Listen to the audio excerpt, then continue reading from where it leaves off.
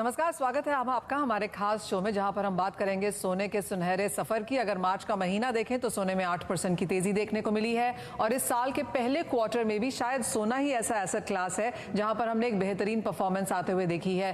बाकी सारे asset classes में हल्की सी गिरावट ही देखने को मिली है। तो आज बात करेंगे एक तो ये कि सोना कहाँ जा रहा है, क्या कुछ है यहाँ पर इंडियन मार्केट्स में जिस पर आप नजर रखनी चाहिए, और फिजिकल में तो सोना खरीदारी होता ही है, लेकिन इसके अलावा डिजिटल गोल्ड और हमने देखे हैं काफी सारे और भी विकल्प यहाँ पर आते हुए। कैसे देखें आप इन्हें, बात करेंगे इसकी। सबसे पहले हमारे साथ यहाँ पर कार्यक्रम में जुड़ रहे हैं अशोक गौतम, जो कि एमडी एंड सीईओ हैं IIBX के। अशोक जी नमस्कार, बहुत शुक्रिया हमारे साथ CNBC आवाज पर जुड़ने के लिए। और काफी सारे इस क्वार्टर में हमने सोने में उठापटक आते हुए देखी। जहां तक IIBX की बात है, यहाँ पर और नई चीजें करने की कोशिश की गई हैं। एज ऑफ नाउ जहां हम खड़े हैं, कैसे देखते हैं आप बाजार? IFSC गिफ्ट सिटी में इस वक्त क्या कुछ हो रहा है और क्या है आगे जाकर अब इस साल के प्लान्स? अगर मैं आपका जो आपने शुरू में सेंटेंस बोला उसको अगर थोड़ा सा एक्सपेंड करूं तो मैं कहूँगा कि सोने के बाजार पे हम सोने पे सुहागा होना चाहते हैं। तो IIBX जैसा कि आप जानते हैं और CNBC के माध्यम से आपने हमेशा से सहयोग दिया है कि IIBX के बारे में जो जानकारी है वो आपके दर्शकों तक पहुंच सके। उसी सिलसिले में कुछ चीज़ें अभी तक हम लोग कर पाए हैं। आपसे जनवरी में बात हुई थी, अब हमारा मार्च खत्म होने को आ गया है, तो कुछ जो प्रगति हुई है मैं बताना चाहूँगा। उसके लिए आपने जो मौका दिया है, धन्यवाद। सबसे पहली चीज़ जो हम लोग चाह रहे थे और उस पर बिल्कुल काम आखिर तक आ गया है, वो है कि आइस गेट का लगना। आइस गेट के लगने से जो भी हमारे इम्पोर्टर भाई होंगे उनको आसानी हो जाएगी कस्टम क्लियरेंस वगैरह कराने में। आइस गेट से एक एडवांटेज और होगी कि जो माननीय मंत्री जी गोयल साहब ने अनाउंस किया था कि गोइंग फॉरवर्ड जो भी सेपा के अंदर जो TRQ होल्डर्स को गोल्ड मिलना है उसको कोशिश की जाएगी कि IIBX के थ्रू अधिक से अधिक लाया जा सके। तो एक बार आइस गेट आने के बाद, क्योंकि आइस गेट में ही TRQ का कंप्लायंस है, तो हम लोग वो TRQ होल्डर्स को भी गोल्ड दे पाएंगे। उसके लिए ऑलरेडी रेगुलेटर ने एक सर्कुलर इशू किया है जिसमें जो भी क्वालिफाइड ज्वेलर्स हैं जो TRQ होल्डर हैं फॉर दिस स्पेसिफिक पर्पस, जिसमें कि TRQ में जो उनको कोटा है वो क्वांटिटी और उसमें जो टाइम लिमिट है उसके अंदर उतनी क्वांटिटी इंपोर्ट वो IIBX के थ्रू कर सकते हैं। तो ये एक अच्छा इनेबलमेंट दिया गया है जो हम लोग आइस गेट के थ्रू दे पाएंगे। एब्सोल्युटली, और आई थिंक मच नीडेड भी था ये, क्योंकि जैसे जैसे हम आगे जाते जाएंगे ये एक्सपेक्टेड है कि हम और जो ईज है बिजनेस में वो यहाँ पर होता हुआ देखेंगे। लेकिन एक थोड़ी सी दिक्कत भी है, क्योंकि इंडियन मार्केट्स में हमने देखा है कि सोना डिस्काउंट पे कारोबार कर रहा है, उसका बहुत अच्छा असर हमने IIBX पे आता हुआ नहीं देखा। हाँ, ये एक आप जैसा जानते हैं कि IIBX का जो दूसरा आई है वो इंटरनेशनल है। तो यहाँ पे डॉलर प्राइस है, यहाँ पे सिर्फ इंटरनेशनल प्राइस में ही ट्रेडिंग अवेलेबल है। अगर डोमेस्टिक मार्केट 18 से लेके 30 और $40 तक के डिस्काउंट में भी जाता है, तो ये बात समझने की कि उस समय जो डोमेस्टिक कंजम्पशन का गोल्ड है वो IIBX से नहीं खरीदा जाएगा। और इनफैक्ट ये सिर्फ IIBX के साथ ही नहीं है, आउटराइट सेल का इवन बैंक्स के थ्रू भी लास्ट 3 महीने 4 महीने में बहुत मिनिमम गोल्ड आ पाया है।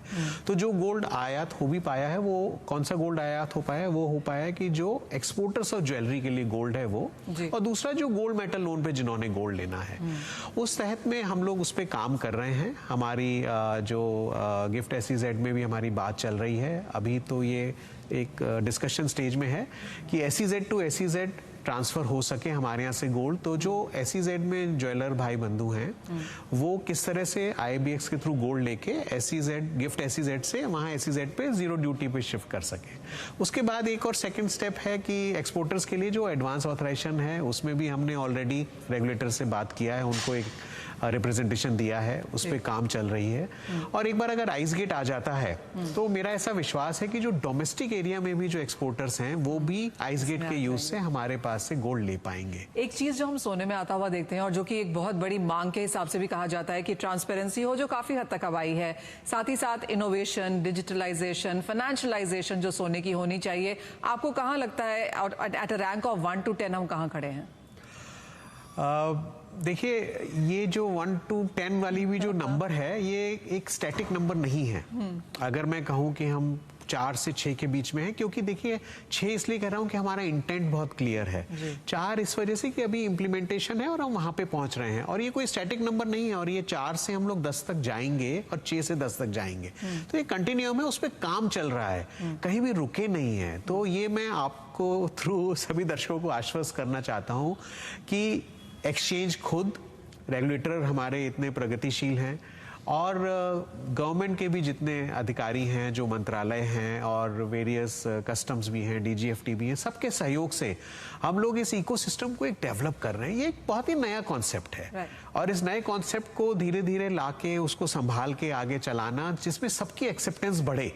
देखिए, अगर हम कोई भी प्रोडक्ट लेके आ रहे हैं एक्सचेंज पे, उसकी इकोनॉमिक वैल्यू हम डेमोन्स्ट्रेट कर पाएंगे, तो सब लोग हमारे साथ जुड़ेंगे, और ये देश के लिए भी अच्छा होगा और सभी मार्केट के लिए भी अच्छा होगा। एब्सोल्युटली। कैसे देखते हैं आप सोना as an asset class within portfolios अब, क्योंकि जैसे जैसे हमने ये क्वार्टर बीता हुआ देखा है, हमने एक चीज तो बड़ी क्लियर देखी है कि सोने की तरफ झुकाव अब यहाँ पर डेफिनेटली बढ़ा है। आप एक स्ट्रक्चर्ड मार्केट की यहाँ पर बात कर रहे हैं, लेकिन जो ओवरऑल बाइंग है सोने की, क्या आपको लगता है कि वहां पर भी सपोर्ट है? मुझे ऐसा लगता है कि देखिए, इस समय जितना भी जियोपॉलिटिकल इवेंट्स हो रहे हैं और कुछ जो ग्लोबली फाइनेंशियल मार्केट में हुआ है, उसको देखते हुए भी सोने के प्रति इन्वेस्टमेंट क्लास में काफ़ी इन्वेस्टमेंट के लिए बाय चल रहा है। इनफैक्ट अगर आप सेंट्रल बैंक्स का भी डेटा देखें तो सेंट्रल बैंक्स भी ग्लोबली गोल्ड को बाय कर रहे हैं, और जो HNIs हैं और जो जिनके लिए इन्वेस्टमेंट में गोल्ड एक पोर्टफोलियो है, तो वो एक पोर्टफोलियो हमेशा से उसमें रहा है, और उसमें भी कंटिन्यूस बाइंग देखने को मिली। और अगर हम DTA area, domestic tariff area की भी बात करें, तो वहाँ पे भी हमेशा से गोल्ड तो हर गृहिणी का हमेशा से वो कहते हैं, और लोग ऐसा कहते हैं कि सबसे ज्यादा रिटर्न तो गृहिणी ही दे रही है घर में गोल्ड रिटर्न को लेके। तो अशोक जी, एक फाइनल सवाल आपसे। क्लियरली जैसे आपने कहा कि एक चीज का इंतजार है, जो कि आइस गेट, जो काफी सारी जो प्रॉब्लम्स हैं उनको सॉल्व करता हुआ नजर आएगा, और क्या कुछ एक्सपेक्ट किया जा सकता है बाय IBX से इस साल के लिए? इस साल के लिए तो बहुत अच्छी चीज़ें लाइंड अप हैं। कुछ चीज़ें डिस्कशन स्टेज में हैं, उनका एक शेप दिया जा रहा है, क्योंकि बहुत सी नई चीज़ें हैं। उसको किस तरह से इम्प्लीमेंट किया जाएगा, उस पर डिस्कशन एंड डिबेट चल रही है, लेकिन रास्ता बड़ा क्लियर है कि वो सस्ते पे हमको चलना है। तो पहली चीज़ इम्पोर्ट, TRQ सेपा का गोल्ड इम्पोर्ट। दूसरा, import of gold for exporters of jewellery, जो एक्सपोर्ट करना चाहते हैं उनको हम किस तरह से प्रोवाइड करना। तीसरी चीज जो एक बहुत ही अहम है, जिसपे काम चल रहा है, एक्सचेंज के थ्रू हम गोल्ड मेटल लोन को कैसे दें। इस पे मैं आपको डिटेल में बातें बताऊं, क्योंकि अभी कई तरह के मॉडल्स पे बहुत डिबेट चल रही है। तो एक बार जब हम लोग फाइनल हो जाएगा, इसमें कई 2 रेगुलेटर्स का भी डिसीजन होना है और भी क्लियरेंसेस चाहिए होंगी, पर हम वो आएंगे, और मेरा ऐसा विश्वास है कि एंड यूजर के लिए बहुत फायदेमंद होगा। अपार्ट फ्रॉम दैट, इंटरनेशनल अगर हम नेचर देखें तो हमारे पास काफी प्लान है इस साल के लिए। जो इमीडिएट हमारे प्लान है, उसमें हम एक तो ब्लॉक डील्स ला रहे हैं, जिसमें एक बिग बल्क ट्रांजेक्शन आप कर पाएंगे। सबसे इंपॉर्टेंट जो मैंने लास्ट टाइम बताया था कि ट्रेड के 30 मिनट्स के अंदर हम BDR सेटल करना चाहते हैं। I am very happy to tell you, this week it is on. Maybe 1st April और 2nd April will be the good day to start. वो भी शुरू हो जाएगा। चलिए, यानी कि काफी कुछ यहाँ पर आ रहा है और काफी कुछ फॉरवर्ड लुकिंग भी है। अशोक जी, बहुत शुक्रिया एज ऑलवेज हमारे साथ CNBC आवाज पर जुड़ने के लिए। Thank you very much. हमारे साथ अब चर्चा में यहाँ पर जुड़ रहे हैं विकास सिंह, जो कि MD हैं MMTC PAM के। विकास, बहुत शुक्रिया साथ जुड़ने के लिए। और सोना सबकी जुबान पर है, हम पहले भी इसी बारे में बात कर रहे थे कि जिस तरह के रिटर्न सोने ने दिए हैं, काफी सारे विकल्प हैं लोगों के पास खरीदने के लिए। और अब जो यंगर जनरेशन है, नॉट सो यंग जनरेशन भी है, वो अब डिजिटल गोल्ड खरीदने लगे हैं, क्योंकि आप छोटे टिकट साइज में कभी भी कहीं पर भी डिजिटल गोल्ड खरीद सकते हैं। कैसे देखी है आपने इसकी ग्रोथ? शुक्रिया Manisha, thank you for having me on the show. आपने वाकई में सही बोला। डिजिटल गोल्ड की डिमांड जो है, जो जैसे हम कहते हैं जेन ज़ी और मिलेनियल्स की तरफ से काफ़ी हैवी है। टिपिकली स्मॉल टिकट साइजेस में हाई फ्रीक्वेंसी पे इसका कंजम्पशन हो रहा है। लोगों ने कोविड के बाद ये देख लिया है कि जितनी एफिशिएंट तरीके से आप खरीद पाएँ गोल्ड को, दैट विल बी बेटर, क्योंकि आपके रिटर्न्स ऑब्वियसली उसी हिसाब से आएंगे।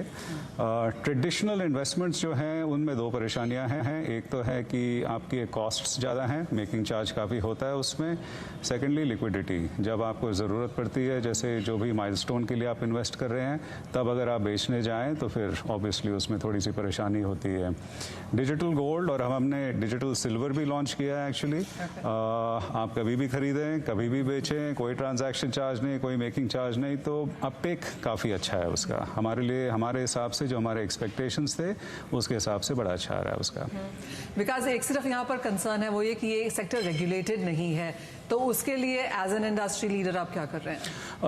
वेरी इंपॉर्टेंट पॉइंट मनीषा, मेरे हिसाब से, और हम लोग ये हमारी यही बातचीत हो रही है काफ़ी समय से, रेगुलेटर की काफ़ी ज़रूरत है इसमें। अगर इसको हम रेगुलेट ना करें फिर अपॉर्चुनिटी ऑब्वियसली है लोगों का फ़ायदा उठाने का।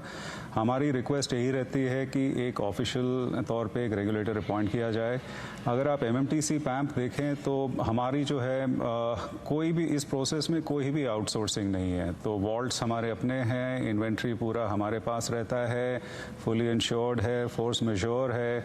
मान लीजिए अगर आप कहें कि मतलब किसी भी समय पे मान लीजिए कि अगर 1 टन सोना होना चाहिए वॉल्ट में, डिजिटल गोल्ड के अगेंस्ट हमारा 1 टन से ऊपर ही होगा, उससे नीचे नहीं होगा। तो हम अपनी तरफ से टोटल प्रिकॉशंस मेंटेन कर रहे हैं जिससे कस्टमर के लिए सेफ्टी, लिक्विडिटी की का कोई चैलेंज ना हो। बट अगर रेगुलेटर का भी साथ आ जाए इसमें, जिससे जो भी ऑफर कर रहा है प्रॉपर स्क्रीनिंग हो, क्राइटेरिया हो, नेटवर्थ क्या होना चाहिए, एसेट्स क्या होने चाहिए वगैरह वगैरह, मेरे हिसाब से ये सेक्टर अल्ट्रा इंपॉर्टेंट है and it will make a big difference in the long run. Vikas, जो एक कंसर्न है वो ये कि अभी रिसेंटली हमने देखा कि गोल्ड हेल्ड इन ETFs और mutual funds, fund of funds में हमने टैक्सेशन, इंडेक्सेशन बेनिफिट जाता हुआ देखा है। तो एज ऑफ नाउ जैसे आप डिजिटल गोल्ड को यहाँ पिच कर रहे हैं कि कॉस्ट बहुत ज़्यादा नहीं है, आपको लगता है कि as it comes into regulation उन कॉस्ट के लिए फिर शायद तैयार रहना होगा?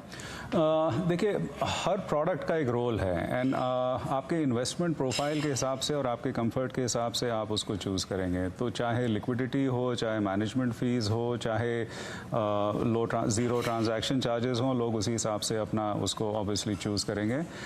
Taxation is a fact of life, मेरे ख्याल से वो तो रहेगा आपका, तो I will not comment on that. But अगर आप प्रोफाइल भी देखें यहाँ पे, तो digital gold is a micro investor profile. Any other product अगर आप देखेंगे तो टिपिकली आपका टिकट साइज 20,000 रुपीज़ के ऊपर होता है इसमें। डिजिटल गोल्ड का टिकट साइज 500, 600, 800। अब डिजिटल सिल्वर के साथ भी and the transactions that we are seeing very encouraging, similar ticket sizes, and ये भी चेक किया कि ओवरलैप क्या है डिजिटल गोल्ड और सिल्वर के बीच में, अगर कस्टमर्स दोनों ले रहे हैं, and we were really impressed to see कि 60% ओवरलैप। तो I think it's a very good platform. Government का जो प्लान है स्पॉट एक्सचेंज का with the EGR, this is a very good base to fund into that and connect into that. तो मेरे हिसाब से if you see the opportunity and ensure कि it's a safe environment and also India's love for gold जैसे हम लोग कहते हैं उसको, I think it's a great product. Right, absolutely is. जी हाँ, और जैसे आपने कहा कि टिकट साइज कुछ भी यहाँ पर हो सकता है, आई थिंक वो एक चीज़ है जो यहाँ पर rural, urban, tier 2, tier 3, millennial, gen Z सबको यहाँ पर सही लगेगा। रिफाइनिंग की भी बात करना चाहेंगे और हमने देखा है कि वो नंबर्स भी यहाँ पर ग्रो होते हुए नजर आए हैं, लेकिन जिस तरह से आई नो विकास MMTC पैम का यहाँ पर एक लीड था, उसके बाद बहुत सारे और प्लेयर्स हमने आते हुए देखे, एक अनऑर्गेनाइज सेक्टर भी मशरूम होता हुआ देखा। ओवरऑल अब क्या आउटलुक है? तो देखिए, गुड न्यूज़ ये है कि ऑर्गेनाइज सेक्टर का जो शेयर है टोटल रिफाइनिंग में और टोटल इंडस्ट्री में वो ग्रो कर रहा है आपका। तो पहले अगर आप मान लीजिए 10 साल पहले रफली अबाउट 20 to 25% था, तो आज की डेट में total share is bordering between 50 and 60%, depends on segment. तो इट इज़ अ क्लियर, कहते हैं कि एंडोर्समेंट कस्टमर प्रेफरेंस का है इसमें। Refining again, hallmarking is one very big step in terms of जो प्रोडक्ट्स निकल रहे हैं आपके, are they truly what they state they are, and then secondly who is the person who is providing these products. तो MMTC PAM के तौर पे with an LBMA accreditation, the only LBMA accreditation, हमारा perspective ये है कि the metal should be liquid in a global context. तो अगर आप जो भी आप खरीदें कल, you don't need to be confined only to the Indian environment to be able to sell, it should be globally tradeable. LBMA के साथ ये आपका बड़ा एडवांटेज है। तो हमारे रिकमेंडेशंस रहेंगे कि एड्रेसेबल मार्केट बढ़ाया जाए, कैपेसिटी है, प्रोडक्ट है, टेक्नोलॉजी है, but the playing field should extend beyond India into a global context and that will benefit India, that will benefit exchequer. Fair point that. Vikas, बहुत शुक्रिया हमारे साथ यहाँ पर CNBC आवाज के साथ समय निकालने के लिए। Thank you Manisha, always a pleasure. Thank you. हमारे साथ हैं वर्ल्ड गोल्ड काउंसिल के PR सोमसुंदरन। सोम, बहुत शुक्रिया, नमस्कार साथ जुड़ने के लिए। और सोना क्लियरली लाइमलाइट में है, जिस तरह की हमने यहाँ पर अटेंशन यहाँ पर आते हुए देखी है सोने के लिए। कैसे देखते हैं आप इंडिया की डिमांड, इंडिया के इंपोर्ट्स इस साल के लिए? I think 2023 you may have two scenarios. Let me put that clearly. एक सिनेरियो है कि you will probably have demand very low because of the high prices, 62, 63,000, and we don't know where it is heading. You may actually, if this continues and there is volatility in the price, you may have an issue there. There is another scenario where if the 63,000 holds out and we have a good monsoon, then people will say, oh, we were worried about 50, now it is 63, it will become 70. And then you will see a fourth quarter which will be one of the best as we have seen in 2020. Now, which way and which scenario is going to play out, we have to wait till the monsoons. Okay. Demand फिर आप as of now कहाँ पर होता हुआ देख रहे हैं? 700-800 ton जो यूजुअली इंडिया इंपोर्ट करता है, आपको लगता है वो नंबर इस साल भी होता हुआ नजर आएगा? As I said, option 2 में होगा. Okay. Option 1 में we may see a significant drop. That too in the official imports. I'm still not very sure what's going to happen to the grey markets. There is a lot of talk about it. All we know is it has increased as compared with the last 2 years because COVID में it was completely low. बहुत अच्छा था. You know, it was not there. There was no discussion. Suddenly it has now come back. So we don't know what that market is going to do. But otherwise, you may see, as I said, in scenario 1, you may see a significant drop. So, as World Gold Council, अगर किसी को सोना खरीदना हो, तो आप उन्हें क्या राय देते हैं? We don't, as you know, actually advise people on any investment. So I have to be very careful. Still, if you are actually saying gold investment के तौर पर investment, you have to take a long-term view. Okay, like equities, it is a 5-year. It will never let you down. And in between, आपको पैसा चाहिए तो you can actually take a loan.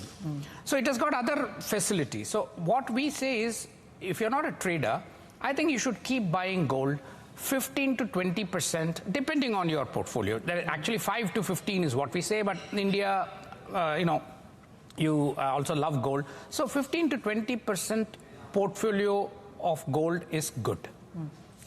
हमने recently देखा है जिस तरह के टैक्स बेनिफिट्स, इंडेक्सेशन बेनिफिट्स सोने से भी हटते हुए नजर आए हैं। दूसरी तरफ सॉवरेन गोल्ड बॉन्ड में हमने देखा है कि 100 टन अब यहाँ पर कलेक्शन हो गया है, जो बहुत स्ट्रांग नंबर है बहुत समय के बाद, लेकिन फाइनली हमने वो बाइंग यहाँ पर भी बढ़ते हुए देखी है। डिजिटल गोल्ड एक और एरिया है जहाँ पर बढ़त देखने को मिली है। काफ़ी सारे तरीके हैं अब इंडिया में गोल्ड खरीदने के। आप कहाँ पर ज़्यादा बेहतर ग्रोथ आता हुआ देख रहे हैं? वेल, इंडिया में physical gold jewellery buying, that is the only thing that will happen. I think neither the government nor the industry is making any attempts in that sense for making that change. Sovereign gold bond, we will talk about it. 2.5% interest, upside on gold. But we have to do a study. We have lived with it for nearly 8 years. We have to do a study. Has it really reduced physical buying? Or jewelry buyer, are they buying sovereign gold bond, or are they bringing new people who would otherwise not talk about gold coming into this? That is a study to be done. You know, we can all have our opinions. My opinion is it is actually bringing new people. It is not dissuading jewelry buyers from buying gold. So to that extent, sovereign gold bond is one of the best instruments for any investor. I would always recommend that. And that too secondary market में discount में मिलता है. So it is much more what I would say attractive. But when it comes to an average Indian consumer, I would say they must try new things like digital gold, ETFs.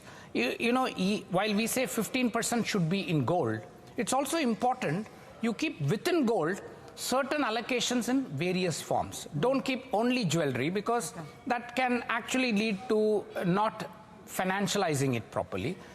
And as women also get more independent, they want money for their personal spends now. Right. I think it is important that families also prepare it, like in the past. Certain amount in jewelry, certain amount in digital gold, certain amount in ETF, certain amount in SGB. I think that would be the best way. All right, तो वो सबसे बेहतरीन विकल्प है कि आप सोने में यहाँ पर कैसे निवेश करें. बहुत शुक्रिया सोम हमारे साथ जुड़ने के लिए. रेसी के साथ इस कार्यक्रम में फिलहाल इतना ही समय है, लेकिन आप बने रहिए CNBC आवाज के साथ. Thank you.